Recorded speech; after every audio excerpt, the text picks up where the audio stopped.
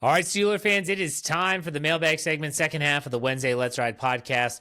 And if you haven't figured it out by now, all you have to do is find me on Twitter at jhartman, HARTMAN_PIT. Every Tuesday morning, I put out the tweet. You respond, and I will answer the question.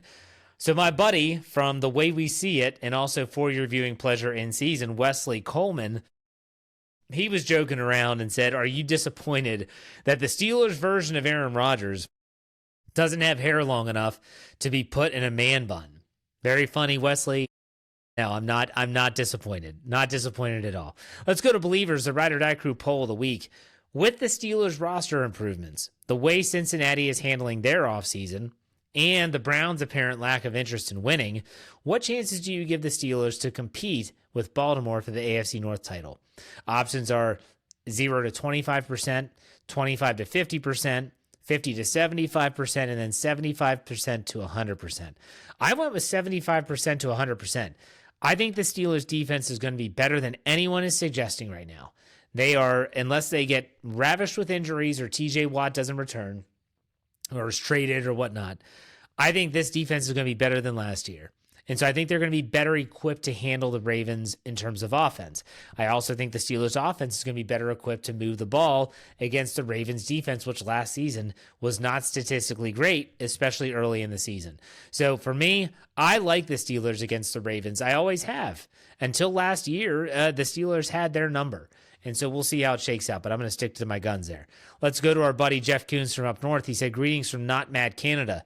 With the addition of Aaron Rodgers, has your definition of Steelers success changed for 2025? Is one playoff win enough to appease a fickle fan base, or has the bar been raised? I think it's still just win a playoff game. Get that monkey off your back. Maybe you can, catch lightning in a bottle. Get to the playoffs, win a playoff game. In this case, you're talking about, I don't think they'd ever draw a bye, but still, if you win a first-round game, you're in the wild card, you go to the divisional round. You never know. You never know. We all thought that was going to happen last year, and then the wheels fell off down the stretch. So I think that for me, the Steelers' success remains the same. The definition, is it enough to appease a fickle fan base? I'm not that foolish. Trust me, they're pretty fickle. Let's go to Doc M, Southside Doc. He asked, with the offensive coaches and systems of the last couple years in mind, would a franchise quarterback be able to develop enough to push the team into a top-tier contender? Is the coaching as much as a gamble as a first-round quarterback? That's a great question.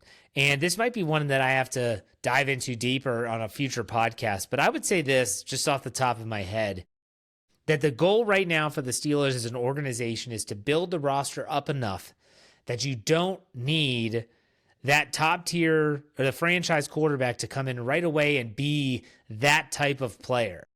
A transcendent quarterback. You don't need it. That's what the hope is, that you don't need them to be that way. That they can come in and let's be honest, we're all Steeler fans here. Let's go back to 2004, Ben Roethlisberger's rookie year. If you were alive and you remember it, you would know that Ben Roethlisberger was not asked to win them a lot of games. Hey man, hand it off to Jerome Bettis. Hand it off to Deuce Staley. Yes, we're going to need you to throw the ball on occasion, but we don't want to really use you in that way yet. It wasn't until 2005 when he really started. It really wasn't until the playoff stretch when you saw Ben Roethlisberger starting to kind of come into his own as a guy that can win you a game. So I think the goal, and yes, coaching matters, but I think roster development matters more in this case.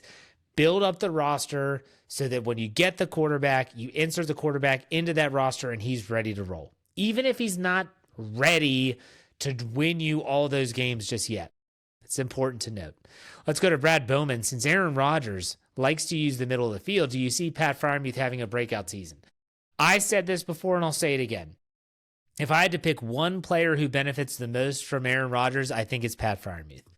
Aaron Rodgers has loved his tight ends over the course of his career, and you don't need to be a burner or this Kyle Pitts type athlete for Aaron Rodgers to want to throw you the football. In this case, I think that it's one of those situations where I believe wholeheartedly that Pat Freiermuth is going to have a great year if Aaron Rodgers can stay healthy and if the offensive line can get him time. Big ifs there. All right, let's go to Joanna Clapton. a lot of people wanting Mike Tomlin fired. If he was let go tomorrow, who would I want to replace Tomlin? I honestly don't know. Like this is a question that I've had before. Is there someone in mind that I have in mind that I'd be like, you know what, let's get that guy. Like that's a next head coach. I can't even fathom that because I can't logistically consider it to be a reality. So therefore, I'm just going to kind of push it off to the side. I don't know. I don't know. It's the same as when people said when Kevin Colbert retires, who do you want to be the next GM? I don't know. I mean, Spytek, who's out in Las Vegas now, who was with Tampa Bay, he interviewed for the job. I didn't know anything about him. You had all these, like Omar Khan, Andy Weidel, who's the assistant GM. He interviewed for the GM spot. And it's just one of those situations you're like, man, I don't get it. I don't understand. So for me, I look at it and say, I don't know. I don't know who the next coach would be if they let go of Mike Tomlin. All right, let's finish this up. Not a lot of questions this week, and that's okay. Let's finish this up with Steeler Fan 69, as he always gives us some humor to finish out the podcast. He said, hello, Jeff. Why did the pasta go to the dermatologist? It had a big ziti. Sorry, I don't know why I thought that was so funny. I also messed it up. Let's go to the next one. I got pulled over by the cops. He said, do you know why I pulled you over? I said, 1 minute. I'm on the phone. And the last one, my wife didn't want to watch Bob Ross with me on PBS. She said it's like watching paint dry. It's funny that you say that. I saw on Twitter today that one of Bob Ross's original paintings in 1980, a 1980 official Bob Ross painting, is being auctioned off. I don't even know how much that would cost. That would probably be an exorbitant price. But still, thank you very much, Steeler Fan 69. And thank you to all the Ride or Die crew members that like to contribute questions to the mailbag segment every single week. I do appreciate it. And that does it for me. Make sure you check out all of our podcasts on the Steel Curtain Network. And also, check us out at steelcurtainnetwork.com. I don't think you'll be disappointed. But that's it. I'm going to be back on Friday. I know that you'll see me there. We'll have All Bets Are Off segment with Jeremy Jerome Betts. In the meantime, you know we finished up. Be safe, be kind, and God bless. Have a great rest of your week. So we'll see you on Friday. Go Steelers.